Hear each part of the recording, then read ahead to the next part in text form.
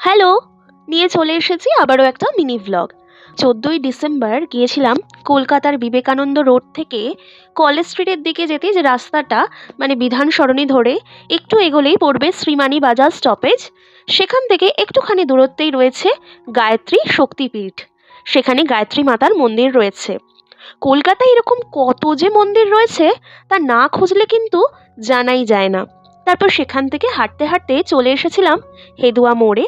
আর সেখানেই এই সরকারি চায় বলে দোকানটা থেকে নেওয়া হয়েছিল চা আর ফ্রেঞ্চ ফ্রাইস। তারপর উল্টো দিকের রামদুলাল স্ট্রিটে ঢুকে একদম শেষের দিকে রয়েছে এই মন্দিরটা, নাম হচ্ছে কালাচাঁদ জিউর মন্দির। এটা নিস্তারিণী মন্দিরের যিনি প্রতিষ্ঠাতা নান বংশীয়রা তাদেরই এক শরিকের বাড়ির মন্দির হচ্ছে এই কালাচাঁদ জিউর মন্দির।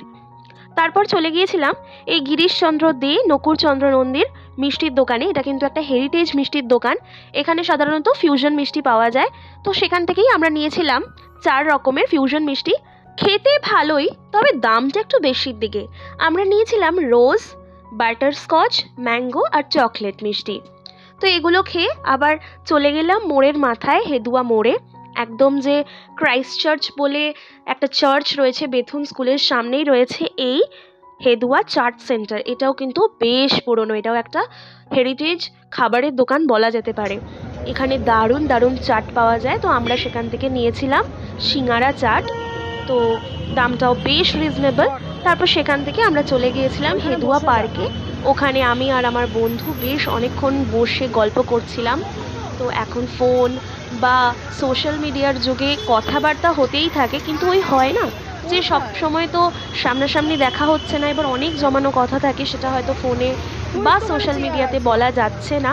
তো সেরকমই গল্প আমরা তখন জমিয়ে রাখি। তো দেখা হলে যেন কথা ফুরোতেই চায় না, আর সময় যে কিভাবে কেটে যায় সেটাও বোঝা যায় না। তো আমরাও এরকম হাসাহাসি করছি। এই যে হাসাহাসি করছি এটারও কিন্তু বিশেষ কারণ নেই, তবু ওই আর কি, বন্ধুর সাথে থাকলে একটা আলাদাই মজা হয়। তো এইসব করে তারপর আমরা বেশ কিছুক্ষণ সময় কাটিয়ে হেদুয়া পার্কে হাঁটতে হাঁটতে চলে গিয়েছিলাম শ্যামবাজার মোড়ে। সেখান থেকে বাস ধরে আবার যে যার মতন বাড়ি ফিরে গেলাম। সিনক্রোনাইজড ওয়েতে আমরা